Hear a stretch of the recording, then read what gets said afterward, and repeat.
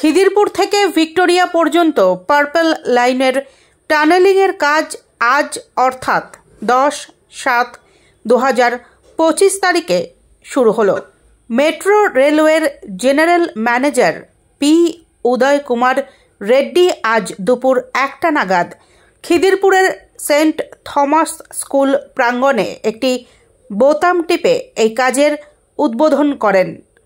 নেপালের মহামান্য consul general, metro railway, Rail Vikas Nigam Limited, প্রতিরক্ষা কর্তৃপক্ষ, CMRI হাসপাতাল, WBTC এবং সেন্ট থমাস স্কুলের অন্যান্য ঊর্ধ্বতন কর্মকর্তাদের উপস্থিতিতে এই কাজটি আজ শুরু হয়।